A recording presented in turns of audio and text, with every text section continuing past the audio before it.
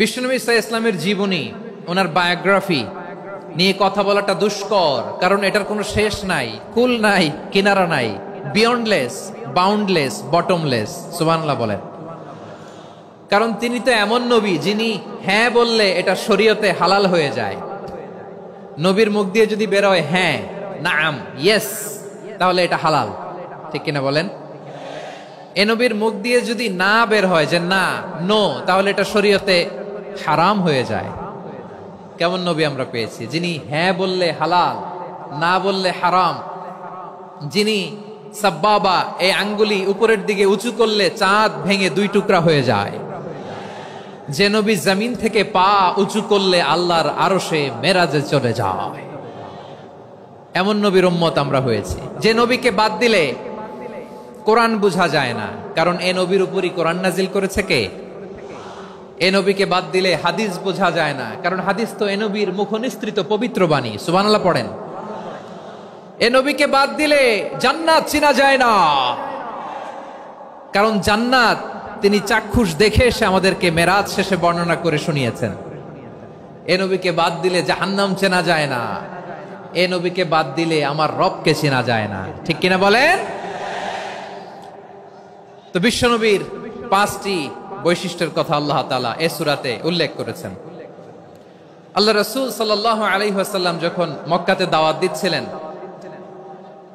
মক্কার কুরাইশরা নানাভাবে বিষ্ণু ঈসা ইসলামকে কষ্ট দিচ্ছিল, নানাভাবে ট্যাগিং করছিল, মিথ্যা অপবাদ দিচ্ছিল। কখনো কখনো তারা বিশ্বনবীকে বলছিল মিথ্যাবাদী, কাযযাব।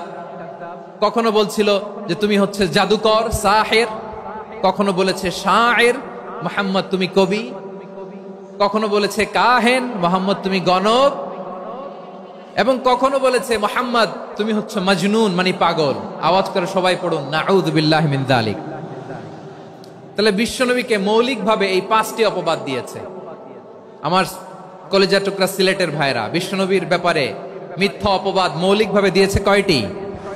5টি। বলেছে তুমি মিথ্যাবাদী, বলেছে তুমি গণক, তুমি কবি, তুমি পাগল, তুমি জাদুকর। বিশ্বনবীকে যে এই 5টি অপবাদ দেয়া হলো, আল্লাহ তাআলা এটা সহ্য করেননি। এই 5টি অপবাদের বিপরীতে আল্লাহ তাআলা বিশ্বনবীর 5টি চমৎকার বৈশিষ্ট্য উল্লেখ করে সূরাতুল আহজাবের 2টি আয়াত নাজিল করেছেন। আওয়াজ করে পড়েন আল্লাহু আকবার। 5টি চমৎকার বৈশিষ্ট্য সূরাতুল আহজাবের ভেতরে রব্বুল আলামিন উল্লেখ করে আমাদেরকে জানিয়ে দিচ্ছেন, ইয়া আইয়ুহান নাবিয়্যু ইন্না আরসালনাকা শাহিদান ওয়া মুবাশশিরান ওয়া নাযীরা ওয়া দাঈয়ান ইলাল্লাহি বিইذনিহি ওয়া সিরাজাম মুনীরা। পড়েন আল্লাহু আকবার। রব্বুল আলামিন ডেকে বলেন, ও নবী, নিশ্চয় আমি আপনাকে সাক্ষ্যদাতা রূপে প্রেরণ করেছি, সুসংবাদদাতা রূপে প্রেরণ করেছি, সতর্ককারী রূপে প্রেরণ করেছি, আল্লাহর দিকে আহ্বানকারী রূপে প্রেরণ করেছি, আর আলো দানকারী চেরাগ রূপে, প্রদীপ রূপে প্রেরণ করেছি। পড়েন সুবহানাল্লাহ। 5টা বৈশিষ্ট্য। 1 নম্বরে আল্লাহ তাআলা বললেন, হে নবী, নিশ্চয় আমি আপনাকে সাক্ষ্যদাতা হিসেবে প্রেরণ করেছি। সাক্ষ্যদাতা, বিষ্ণু ঈসা ইসলাম সাক্ষ্য দিবেন, এজন্য শাহিদ। শাহিদ মানে সাক্ষ্যদাতা। আওয়াজ করে বলুন, শাহিদ মানে কি? তিনি সাক্ষ্য দিবেন। মুবাশশির, 2 নম্বর বৈশিষ্ট্য হচ্ছে তিনি মুবাশশির। মুবাশশিরুম বিরাহমাতিল্লাহি ওয়া বিল জান্নাহ। তিনি আল্লাহর রহমতের সুসংবাদ দেন, তিনি আল্লাহর জান্নাতের সুসংবাদ দেন। সুবহানাল্লাহ পড়েন। 3 নম্বর বৈশিষ্ট্য হচ্ছে নাযীর, তিনি সতর্ককারী, ওয়ার্নার।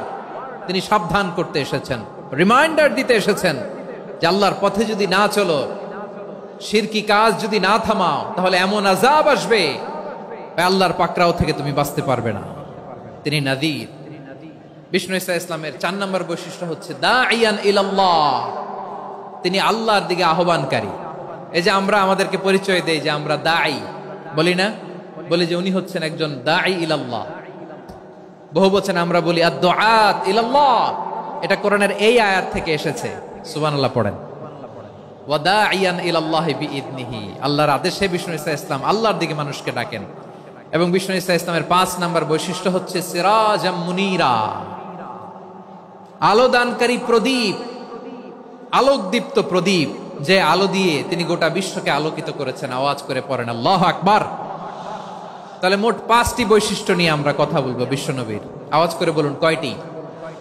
1 নম্বরে হচ্ছে শাহিদ, বিশ্বনবী সাক্ষী দিবেন। কি দিবেন? He will be witness for all prophets and for us. তিনি নবীদের উপরও সাক্ষী দিবেন, আবার উম্মতের উপরও সাক্ষী দিবেন।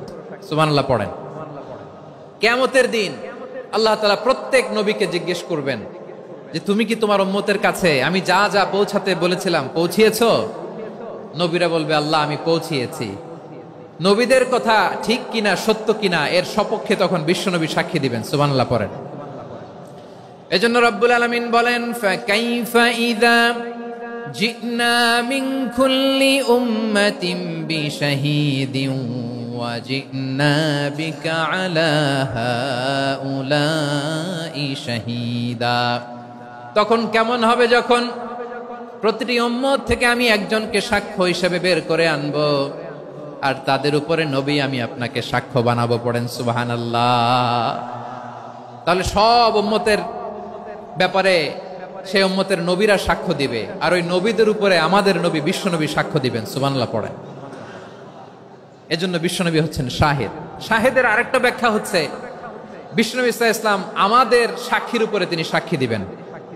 তিনি নবীদেরও সাক্ষী, আবার আমাদের উপর উম্মতের উপরও সাক্ষী। সুবহানাল্লাহ পড়েন। রব্বুল আলামিন বলেন وَكَذَلِكَ جَعَلْنَاكُمْ أُمَّةً وَسَطًا لِتَكُونُوا شُهَدَاءَ عَلَى النَّاسِ وَيَكُونَ الرَّسُولُ عَلَيْكُمْ شَهِيدًا।